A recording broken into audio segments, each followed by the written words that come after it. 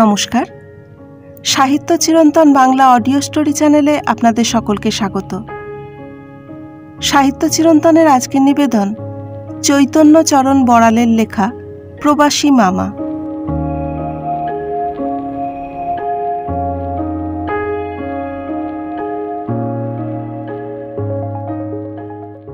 বৈশাখ মাস। মার্তণ্ডদেব গগন মধ্যস্থ হয়ে জ্বালাময় রশ্মি জালে সমগ্র কুল গ্রামটিকে দগ্ধ করছিলেন। ছোট পাখিটি পর্যন্ত বাসা ছেড়ে বের হতে পারছিল না। কুকুরগুলো ছায়াশীতল স্থানে শয়ন করেও হাঁপাচ্ছিল। এমন সময় হিরু ঘোষ কর্মক্লান্ত দেহে অবসন্ন পায়ে মাঠ থেকে ঘরে ফিরছিল।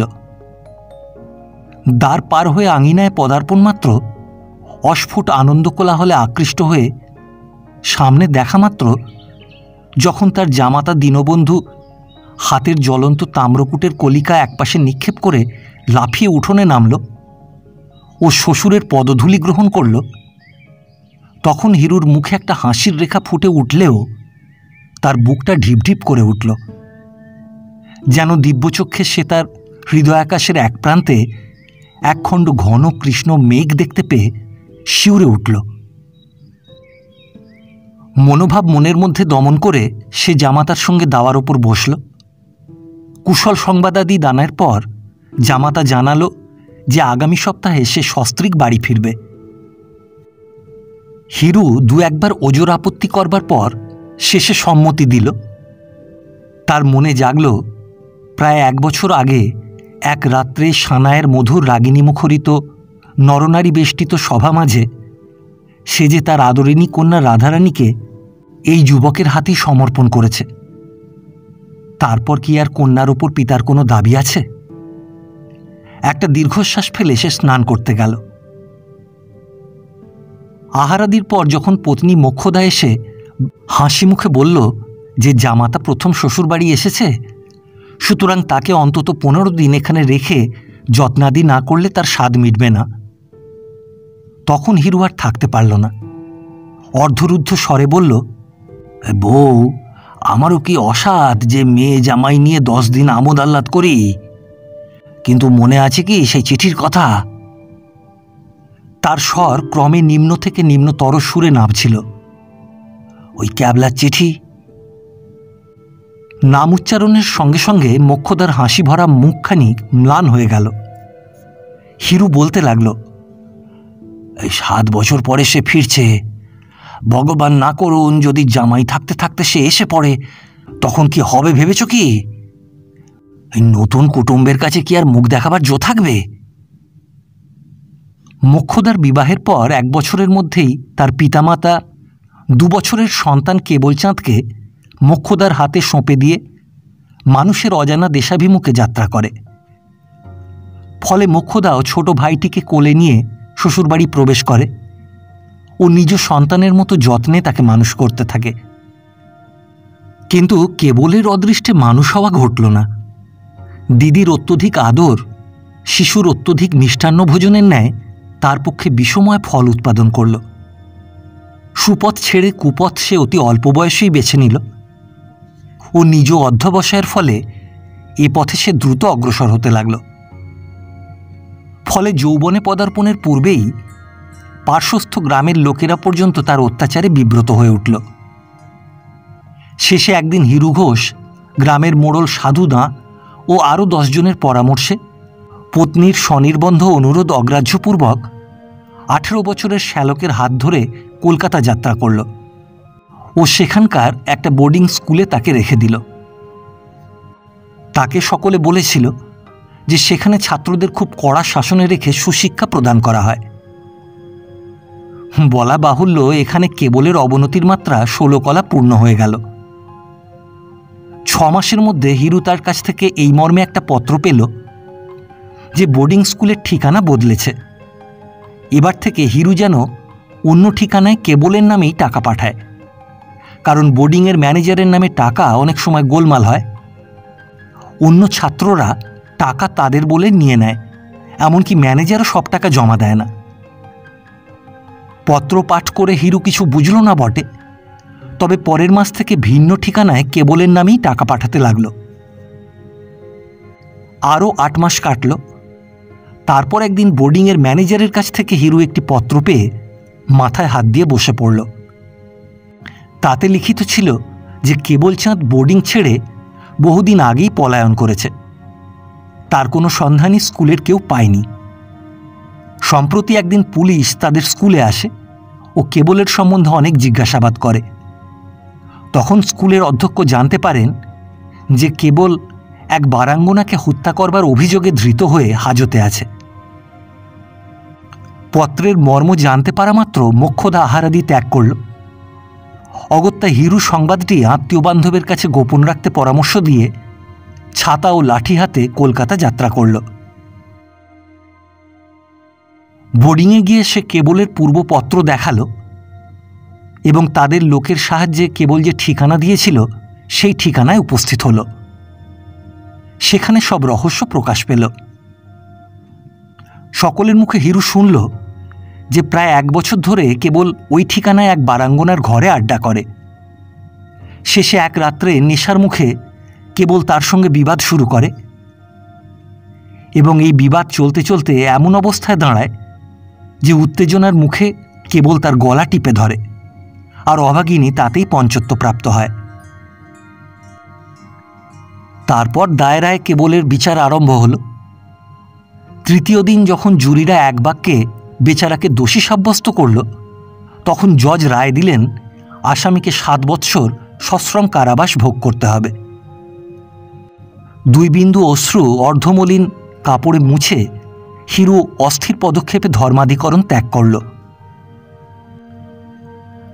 দেশে গিয়ে গ্রামস্থ সকলকে জানালো কেবলের লেখাপড়ার সুবিধা হলো না।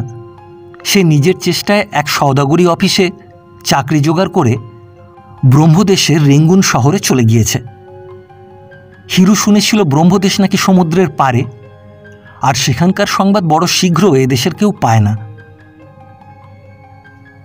হিরু 5 বছরের কন্যা রাধারানীকে পর্যন্ত ভোলালেও পত্নী মোক্ষদার কাছে সত্য গোপন করতে পারেনি।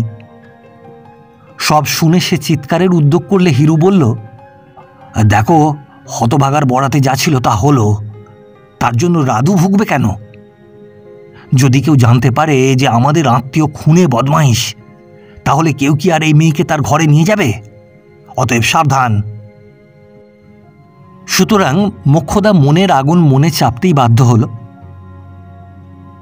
তারপর 7 বছর পরে সেদিন যখন কেবল পত্রযোগে জানালো সে শীঘ্র দেশে ফিরছে, তখন থেকেই স্বামী স্ত্রী অকুল পাথারে ভাসছিল। কিছু স্থির করতে না পেরে শেষে তারা সত্যনারায়ণকে 5.25 আনার সিন্নি মানত করল। যেখানে বাঘের ভয় সেইখানেই সন্ধে হয় প্রবচনটি হিরুর বরাতে সত্য না হয়ে আর ছাড়ল না। সন্ধ্যার আঁধার তখনও গ্রামটিকে পূর্ণভাবে গ্রাস করেনি। তখনও ঘরে ঘরে প্রদীপ জ্বললেও মন্দিরে মন্দিরে কাঁসর ঘণ্টা বাজতে শুরু করেনি। তখনও রাধারানী ঘাট থেকে ফেরেনি। জামাতা দীনবন্ধুও বেড়াতে বের হয়েছিল। রান্নাঘরের দাওয়ায় বসে রন্ধনরত পত্নীর সঙ্গে জামাতা সম্বন্ধে আলোচনায় ব্যস্ত ছিল। এমন সময় গোয়ালঘরের পাশ থেকে মনুষ্যকণ্ঠে কে ডাকল, দিদি। স্বর শ্রবণ মাত্র মোক্ষদা চমকে উঠল। তার হাতের খুন্তি ঝনাত শব্দে পড়ে গেল। স্তম্ভিত হিরু কোনো কথা বলবার পূর্বেই কেবলচাঁদ দাওয়ায় বসে পড়ল ও ক্ষীণ কণ্ঠে বলল, দিদি, আজ 3 দিন কিছু খাইনি। ওই রুক্ষ দেহ, শুষ্ক মুখ, নগ্ন পদ আর আর্তস্বর। মোক্ষদা কেঁদে ফেলল। ক্ষণেক পরে কেবলচাঁদ 1 ঘটি গরম দুধ আর পোয়াটাক বাতাসা খেয়ে কিঞ্চিত সুস্থ বোধ করলে। হিরু পত্নীর মুখপানে চেয়ে বলল, এবার এদিকের কি হবে ভেবেছ? সে কি ভাববে? তার নারী হৃদয় দীর্ঘকালের পর স্নেহের পাত্রটিকে জড়িয়ে ধরেছে। সংসারের অন্য কোনো কথা ভাববার এখন তার অবসর কোথা। সে বলল, এই অবস্থায় কি মানুষ একে তাড়াতে পারে? কিন্তু মেয়ে জামাই এলে কি বলবে তাদের? অসহিষ্ণুভাবে পত্নী বলল, যা এতদিন বলে এসেছ। লোকে বিদেশে কি চিরদিন থাকে? ভাই আমার আজ দেশে ফিরে এসেছে। এই বেশে বিদেশে তার অবস্থা ভালো, সে চাকরি ছেড়ে নিজে ব্যবসা করে, এই কথা সবাইকে আমি বলে রেখেছি। এখন এই পথের কাঙালকে আমি কি বলে তাদের সামনে দাঁড় করাবো? তার নারী হৃদয় আর সহ্য হলো না। সে বলল, তবে বলো, ভাই আমার খুন করে জেল খেটে এসেছে, এখন একে বাঁচতে দাও। অর্ধনিমিলিত নেত্রে হিরু ঘোষের বিবর্ণ মুখপানে চেয়ে ক্ষীণ কণ্ঠে কেবল বলল, আমি আর বাঁচব না, বুকটা আমার খালি হয়ে গিয়েছে। সে বুকে হাত দিল। যা কেবল, বিছানায় শোগে যা। স্বামীর পানে চেয়ে বলল, তোমার ধোপদরস্ত কাপড় আর একটা গেঞ্জি ওকে দাও, তাহলেই ভদ্রলোকের মতো দেখাবে। মুখ বিকৃত করে হিরু বলল, ছাই দেখাবে, ওই চুয়ারে চেহারায় কখনো ভদ্রলোক সাজা যায়? ক্ষণমধ্যে তার মাথায় একটা বুদ্ধি খেলল। বলল, শোনো, যাও ওই বাক্স থেকে গোটা চারেক টাকা আমায় এনে দাও। একখানা কাপড় আর একটা জামা আমি এখন এনে দিচ্ছি। ওকে পোয়াটাক তেল দাও, বেশ করে মেখে চান করে ও এখন গোয়াল ঘরে বসে থাকুক। আমি এলে তারপর বেরোবে। দেখি যদি জামাইকে ভোলাতে পারি। কেবল বলল, টাকা কিছু বেশি করে নিয়ে নাও, একটা পাঞ্জাবি, এক গাছা ছড়ি আর এক জোড়া জুতো এনো। হিরু তাকে এমন ধমকে উঠল যে বেচারি চমকে 3 হাত সরে গেল। পরে দিদির পানে চেয়ে বলল, দিদি, এই জুতো টুতো না হলে কি করে ভদ্রলোক হওয়া যাবে? মোক্ষদা স্বামীকে ডেকে শোয়ার ঘরে নিয়ে গেল। কিছুক্ষণ পরে হিরুকে ঘর থেকে বের হতে দেখে কেবল বলল, আমার পা তোমার পায়ের চেয়ে 4 আঙুল বড়, মনে থাকে জানো? হিরু তার কথায় উত্তর না দিয়ে মোক্ষদাকে বলল, ওকে গোয়াল ঘরে বসিয়ে রাখো, রাধু যেন সেখানে না যায়, তুমিই সন্ধ্যা দিও। সে দ্রুত পদে স্টেশনের দিকে ছুটল। পরদিন সূর্যোদয়ের সঙ্গে কুলগ্রামের ছোট বড় সকলে শুনল হিরু ঘোষের বরাত ফিরেছে। কেবলচাঁদ ব্রহ্মদেশ থেকে অগাধ টাকা রোজগার করে ফিরেছে। বলা বাহুল্য, কয়েক ঘন্টার মধ্যে হিরু ঘোষের শত্রু মিত্রের দল তার ক্ষুদ্র চণ্ডীমণ্ডপ পূর্ণ করে ফেলল। তারা দেখল চকচকে বার্নিশ করা জুতো পায়ে, লাল গেঞ্জির ওপর সবুজ পাঞ্জাবি গায়ে, ধোপদিস্তা ফুলপাড় ধুতি পরিধানে কেবলচাঁদ দীনবন্ধুর কাঁধে হাত দিয়ে দাঁড়িয়ে আছে। আর সকলকে মুরব্বিয়ানা চালে বোঝাচ্ছে যে ব্রহ্মদেশে আর বাংলায় তফাৎ অনেক। সেখানে মাথা খেলালেই টাকা, 2-10টা নয়, একেবারে মুঠো মুঠো। আর সেখানে বাঙালির কি খাতির, যেন তারাই দেশের মালিক, ইত্যাদি। কিছুক্ষণ বক্তৃতার পর জামাইয়ের পানে চেয়ে বলল, বাবাজি, চলো তোমায় এবার সেখানে নিয়ে যাই, আর দেখবে 6 মাসের মধ্যে তুমি বড় লোক হয়ে যাবে। আনন্দের আতিশয্যে দীনবন্ধুর চোখ দুটি ছলছল করছিল। গ্রামের মোড়ল সাধুচন্দ্র না জিজ্ঞাসা করল, আচ্ছা কেবল বাবু? বাবু সম্বোধনে কেবলচাঁদ একটু চমকিত হলো। ক্যাবলা ছাড়া অন্য কোনো নামে আজ পর্যন্ত কেউ তাকে ডাকেনি। তা বিদেশে তোমার শরীর তো মোটে সারেনি? ঈষৎ ক্ষুব্ধ স্বরে কেবল উত্তর দিল, সেখানে খুড়ামশাই বেঁচে আছি এই ঢের, পয়সা থাকলে কি হবে, দেশে যে মড়ক, বড় সাবধানে সেখানে থাকতে হয়। একটু ঠান্ডা লাগলেই বাতশ্লেষা, আর একটু খাওয়ার গোলমাল হলেই ভেদ বমি।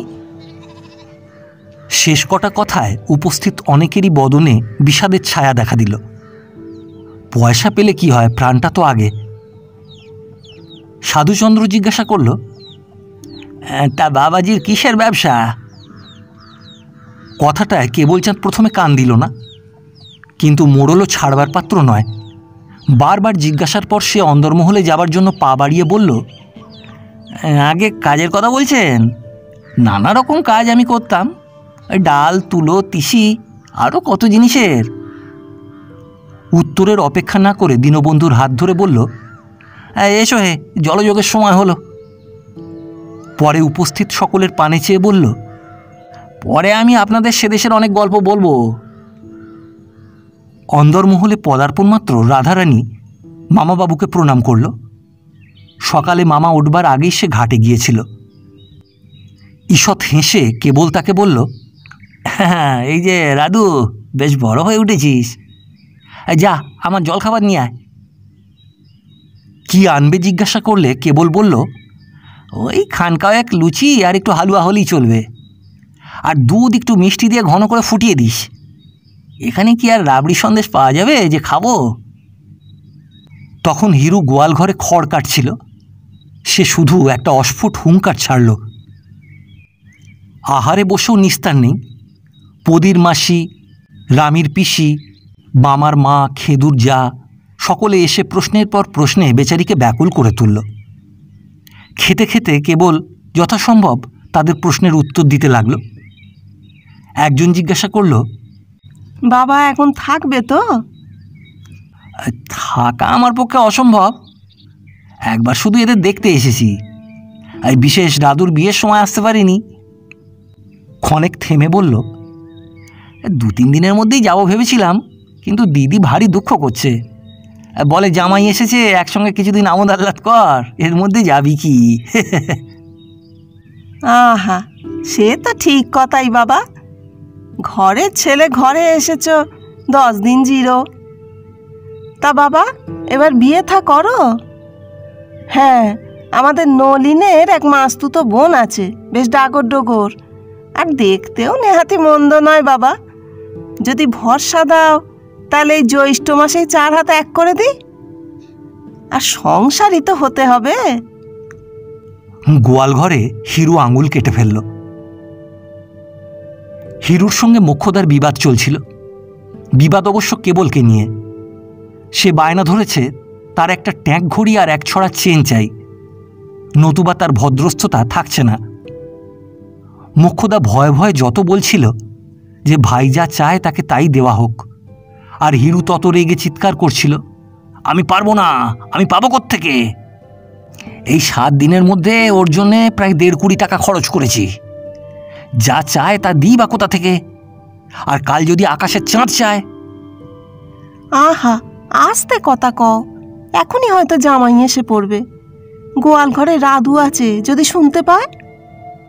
বলা বাহুল্য, হিরুর গর্জনের পরিমাণ বাড়লেও উচ্চতা ক্রমে কমে আসতে লাগল। শেষে অনেক বাগবিতণ্ডার পর হিরু পত্নীর কাছ থেকে চাবি নিয়ে বাক্স খুলল। মধ্যাহ্নকালে কেবলচাঁদ 3টে লোকের মাথা বোঝাই করে হাট থেকে ফিরল। ও দাওয়ায় উপবিষ্ট দীনবন্ধুর পানে চেয়ে বলল, হ্যাঁ, তোমায় বলতে ভুলে গেছি, সকালে স্টেশনে গেছিলাম, রেঙ্গুনে ম্যানেজারের কাছে তার করে দিয়েছি। তারপর হাট থেকে আনিত আনাজ ও মৎস্যাদি গোছাতে ব্যস্ত রাদুর পানে চেয়ে বলল, ওহ, সেখানে মুক্তো কি সস্তা আর কি বড়! আমি তোর জন্যে 1 ছড়া মুক্তোর মালা পাঠাতে ম্যানেজারকে বলেছি। চড়ুইয়ের ডিমের মতো সে মুক্তো, আমাদের দেশে রাজারাজরার ঘরেও নেই। আনন্দে শুধু রাদুর নয়, দীনবন্ধুর মুখ পর্যন্ত লাল হয়ে গেল। এই কদিনে দীনবন্ধুর সঙ্গে কেবলচাঁদের আলাপ খুব জমে উঠেছিল। দীনবন্ধু বুঝেছিল সে মামা শ্বশুরের সুনজরে পড়েছে। শীঘ্র তার বরাতে কিছু লাভের আশাও আছে। উভয়ে মধ্যে মধ্যে গোপন পরামর্শও চলত। সেদিন দুজনে একত্র জলযোগ করতে করতে নানাবিধ বৈষয়িক পরামর্শ করছিল। রাদু মামার পাতে গরম লুচি দিতে দিতে আস্তে আস্তে জিজ্ঞাসা করল, মামা, লোকে বলছে তোমার অনেক টাকা। আচ্ছা, কত টাকা তোমার আছে? লাখ টাকা হবে? কেবলচাঁদ একটু বিচলিত হলো। নিজেকে সংবরণ করে বাম হাতে মাথা চুলকল, আকাশপানে চাইল, শেষে বলল, বোধহয় কেন, নিশ্চয়ই আরো বেশি হবে। দীনবন্ধু ভাবল, বাপ, 7 বছরে লাখ টাকা, কি রোজগার! এমন সময় হিরু সেখানে এসে পড়ল। দীনবন্ধুর সেদিকে লক্ষ্য ছিল না। সে কেবলচাঁদকে জিজ্ঞাসা করল, তা আমার সম্বন্ধে কি করলেন? আচ্ছা, সেখানে বোধহয় টাকায় টাকা লাভ হবে। কেবল হিরুকে দেখেছিল, তবে তার পিছোবার পথ ছিল না। গলাটা সাফ করে বলল, সে পরামর্শ করব পরে। তারপর হিরুর দিকে ফিরে জিজ্ঞাসা করল, এই আমার মানি অর্ডার এসছে কি?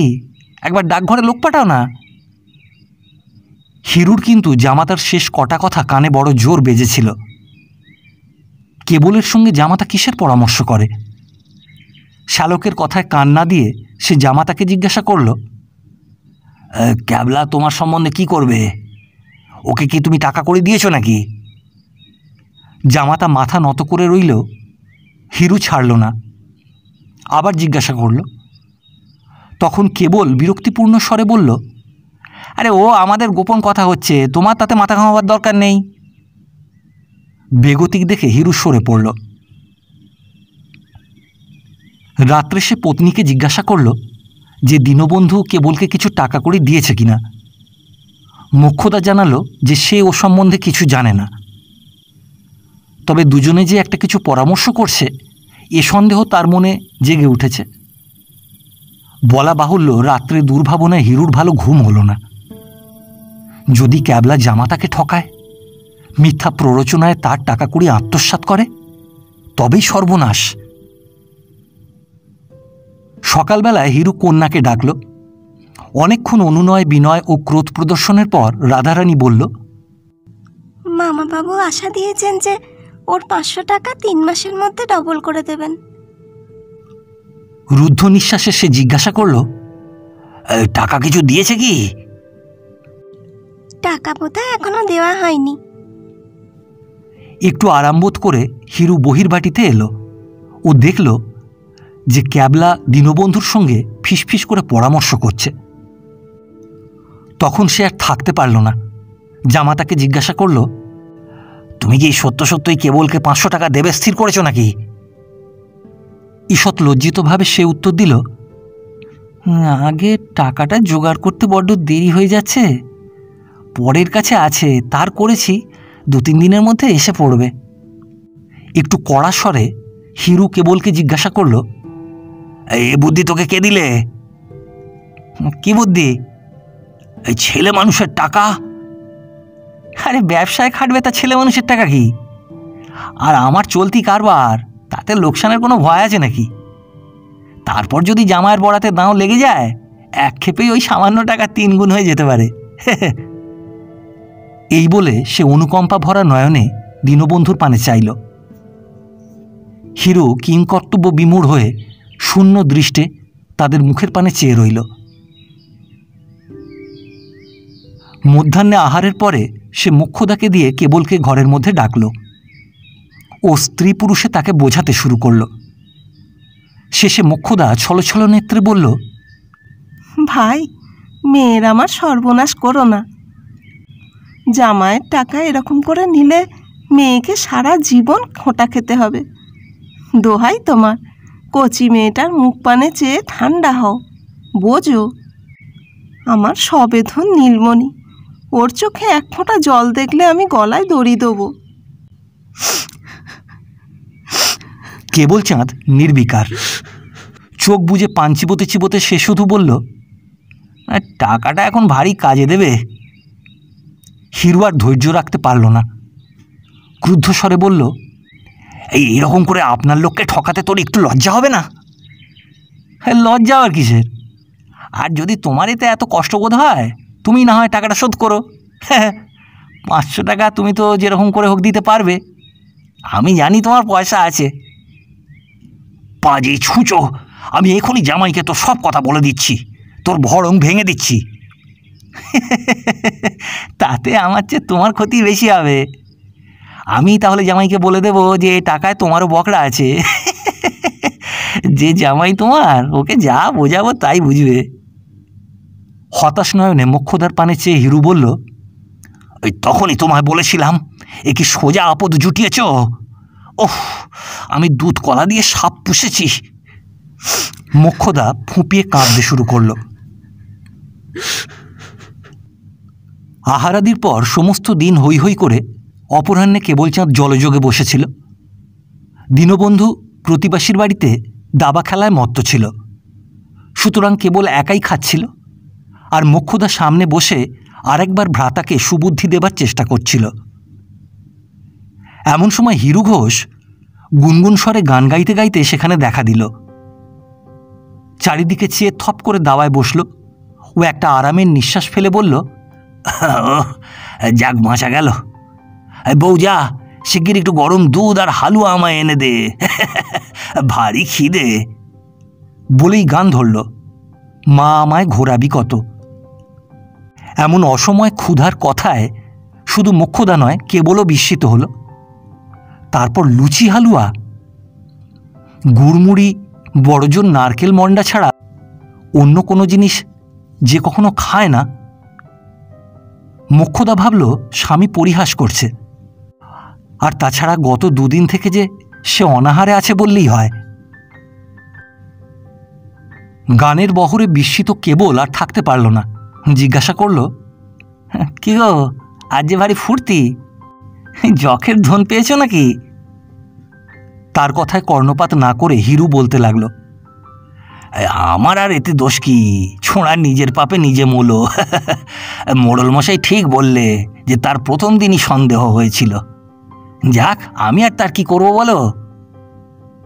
কেবলের সন্দেহ হলো, আবার জিজ্ঞাসা করল, কে মরবে? মোক্ষদাও জিজ্ঞাসা করল, কার কি হলো গা? আর কার, এই ক্যাবলার।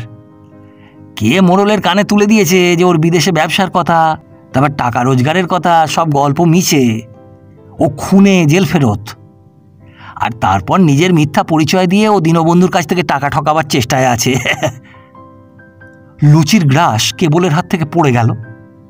মোক্ষদা সৎসুকভাবে জিজ্ঞাসা করল, হ্যাঁ গা, সত্যিই কি তিনি সব জানতে পেরেছেন? শুধু জানা, তিনি হচ্ছেন পঞ্চায়েতের মাথা। তাঁর এলাকায় দাগি বদমাইশ থাকবে? এতক্ষণ তার লোক দারোগার কাছে পৌঁছে গেছে। যাক, আমার আর দোষ কি। কেবল লাফিয়ে উঠল, চাপা স্বরে বলল, সালা, এ নিশ্চয়ই তোমার কাজ, তুমি সব বলে দিয়েছ। যাবার আগে আজ তোমায় খুন করে যাব। সে উঠোনে আসবটির দিকে এগোলো। হিরুর শ্বাস বন্ধ হবার উপক্রম হল। মোক্ষদা ত্রস্তপদে কেবলের পেছনে ছুটল। সহসা দ্বারদেশ থেকে সাধু না হাঁকল, হিরু আছো নাকি? ক্যাবলা কই হে? কে যেন উদ্যত ফোনা সর্পের মাথায় লগুড়াঘাত করল। কেবল চাঁদ একবার দ্বার পানে, একবার হিরুর মুখের দিকে চাইল। হিরু ডাকল, হ্যাঁ, এই যে আসুন খুড়োমশাই, এই সব ঠিক, চলে আসুন। কেবল দুই লাফে খিড়কির দ্বার পার হয়ে গেল। মোক্ষদাও তাড়াতাড়ি রান্নাঘরে ঢুকল। কি একটা জোর তাগিদ কেন? কি ঠিক? আগে আসুন, বসুন। এই কেলে গাইটার বাছুর হয়েছে, তার দুধ একটু সেবা করুন। কই গো, এক বাটি গরম দুধ খুড়োমশাইকে দাও না। দুধ আনতে রান্নাঘরের দ্বারে পা দেওয়া মাত্র মোক্ষদা ব্যাকুল কণ্ঠে জিজ্ঞাসা করল, ওগো বলো না, সত্যি দারোগা কেবলকে ধরতে এসেছে? পত্নীর কথায় কর্ণপাত না করে হিরু দুধের বাটি এনে সাধুর সম্মুখে রাখল। জামাইকে কেবলকে দেখছি না কেন, তারা গেল কোথা? নির্বিকার চিত্তে হিরু বলল, জামাই বোধহয় পাশের বাড়িতে দাবা খেলতে গেছে, আর রেঙ্গুন থেকে এক জরুরি চিঠি এসে পড়ায় কেবল এই মাত্র যাত্রা করল। জানি না সে আবার কতদিনে আসবে। সে মোক্ষদার পানে চাইল। চার চক্ষের মিলন হতেই মোক্ষদার সজল নেত্র দুটি আপনি মাটির দিকে নেমে এলো।